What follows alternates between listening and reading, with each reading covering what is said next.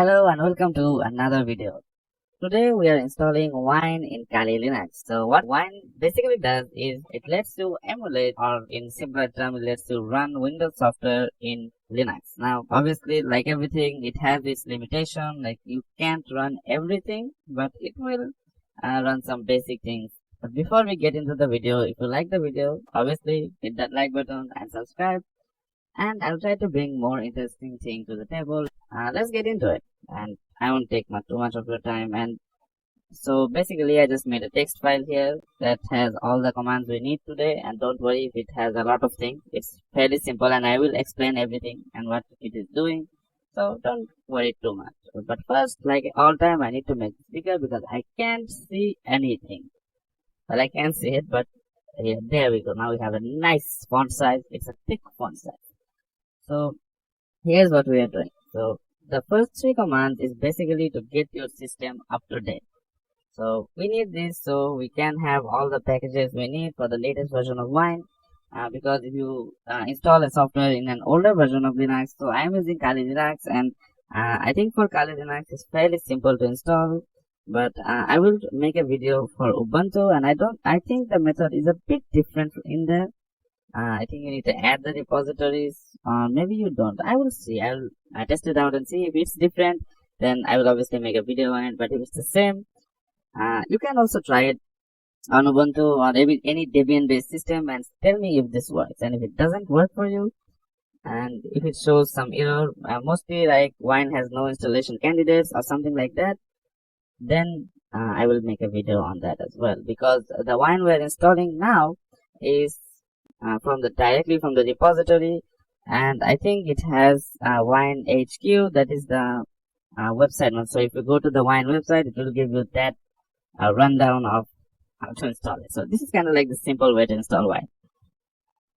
So the first thing, like I'm talking too much, so the first thing is updating our repository. So we do sudo, what the heck, sudo apt update, and as you can see, I already tested this out just to make sure it works. So let's just wait for it to update our repositories. Wow, that's fast. And we don't have much in terms of actually updating, because I already updated it, because it takes way too long to upgrade from a really old system. So I'll just clear this up, and then we can do sudo add upgrade dash y, and this will update anything that is not upgraded. Now as you can see, even although I typed upgrade y, it still has 3 not upgraded. This is because these are things that is in the distribution of it, so it is baked into the system itself. To upgrade those, we can just type the same command but add a dist into it. So this dash upgrade dash y, and if we run this, as you can see, it is downloading those packages. And let's just wait for it to finish. It should be fairly fast, because I think it showed like 3000 kilobytes. It's like 3 megabytes or something. So as you can see, it's done. So after you are done with this, then you would want to reboot, and whatever anyone says, you should reboot after you update your system. So just hit reboot, and it should reboot.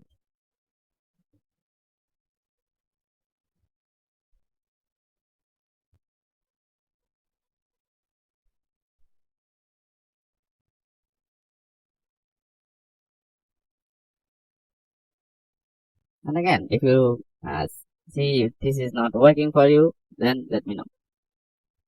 So there we go. And I'm using a virtual machine to show this, so that I don't think anything is different. But again, if you have any issues, let me know.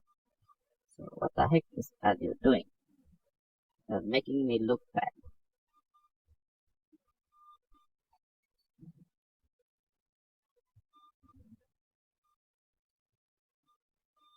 And here we are back into our system.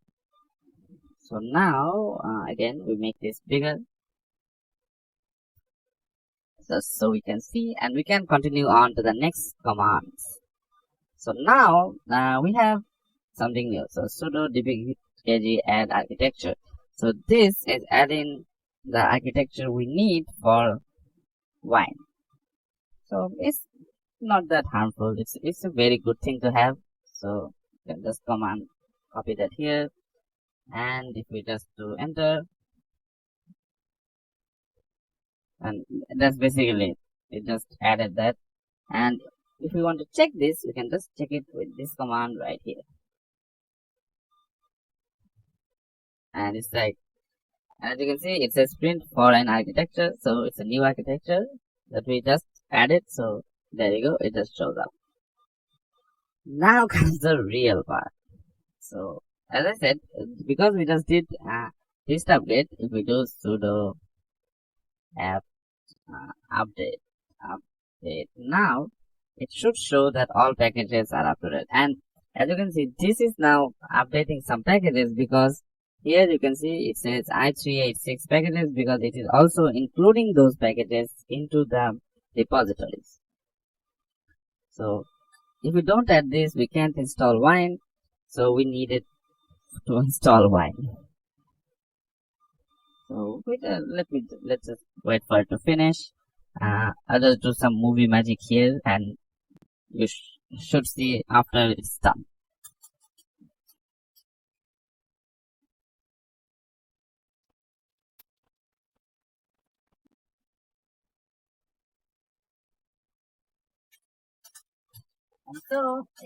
And so it is done updating the repository, and it added all the i386 packages. And as you can see, it says all packages are up to date. That's because we updated virtually everything. What the heck? There you go. So now Wine is like installing any other thing in Kali Linux. Now I don't know about other distributions. I will test it out on Ubuntu, even on Arch. So stay tuned for that and see what is the difference between them. So now we can do sudo apt install Wine, and that's basically it. And I don't. This takes 1.6 gigabytes. Like it's more like 1.5, but yeah, it's 1.6 or whatever. Then we can just do yes, you want to continue, then hit enter, and it will download and install Wine in your system.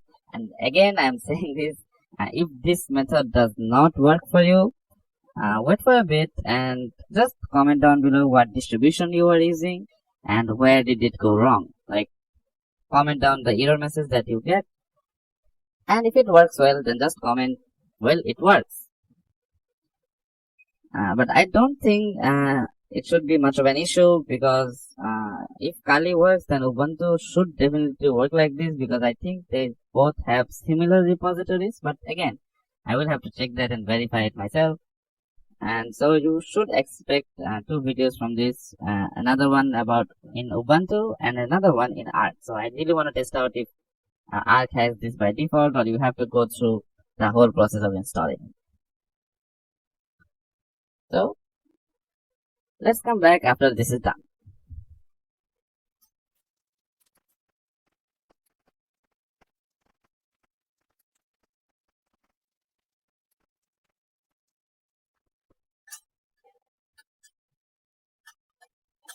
And there we go.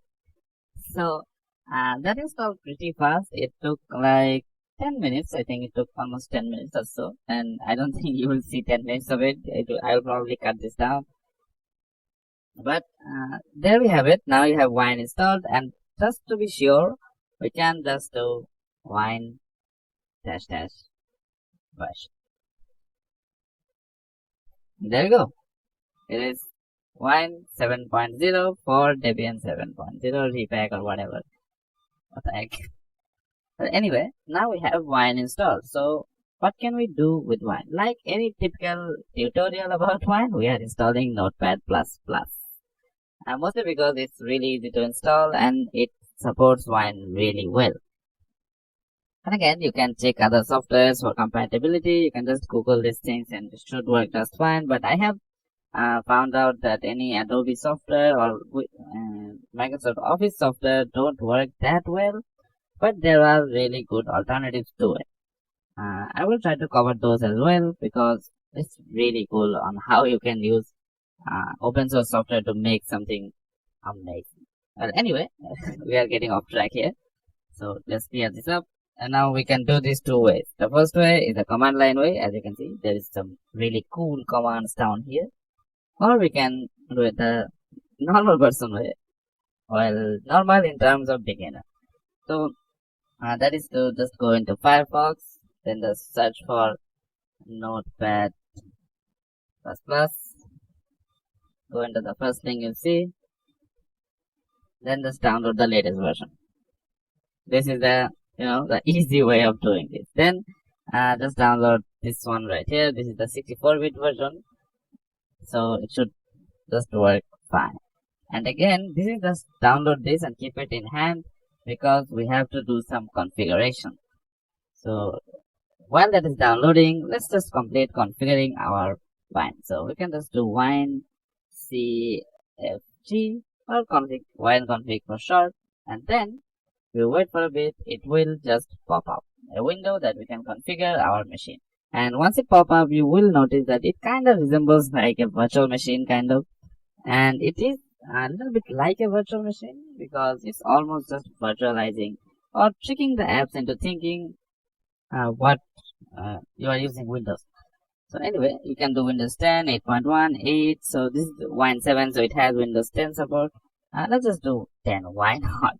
Like, if we can, why not? But then if you have trouble with 10, you can go to 7 again. There is all the, we have XPs and any version you need for the particular software that you're using. So to do this, then we have libraries. So if you want to install any libraries, you can do that.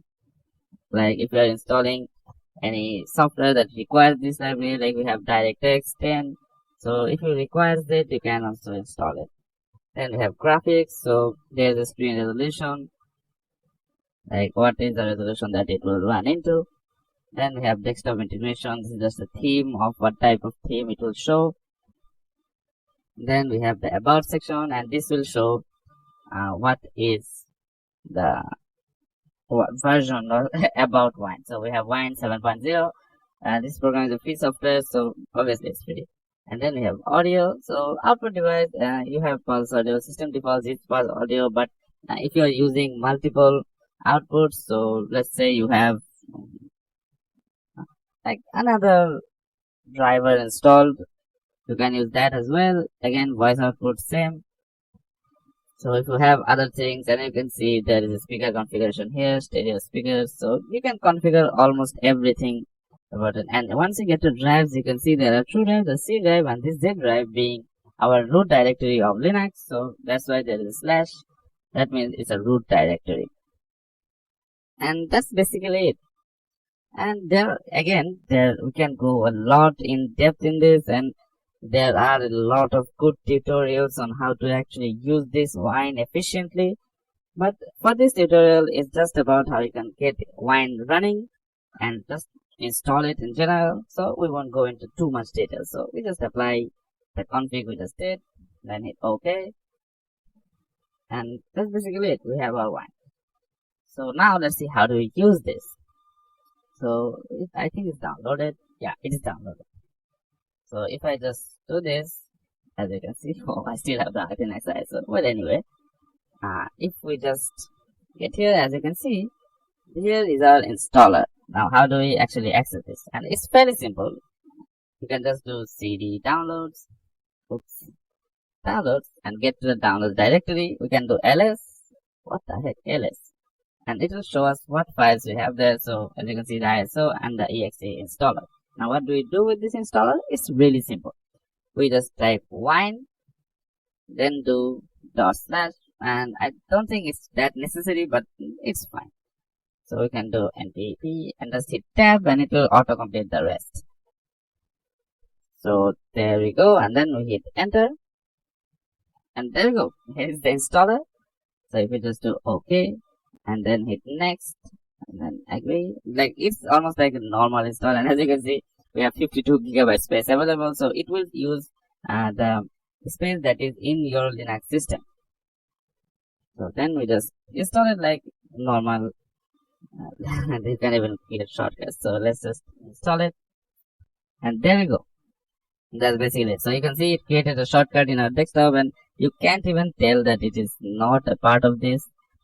It almost integrates perfectly. So then let's just run it and see what happens. And there we go. That's basically it. We can, it's a change log. We can do new file, then testing,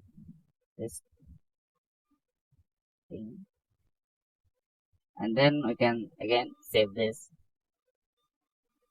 So as you can see, it's showing us what's into the in the virtual machine. And if you want to save it in the Linux machine, you just have to go to root, then your home, and then your user. And if you want it in desktop, I know it's a little bit of workaround, so we can just do save. And there we go. Now you have a new one text that says testing. So there we have it. That's basically how you do it. And for anyone wondering how you do this in like the terminal way, let me just delete this. And then we open up this again. So now as you can see, cd downloads first. So we already did that. We are in our downloads directory, and then we just have to copy this massive command. So just hit Ctrl C, Ctrl Shift V, and then if you hit enter, this will specify the version, and then this will actually download it. So it's kind of like setting a variable in bash. So if you don't know about bash scripting, you can see it there. And as you can see, we're calling that variable right here and there.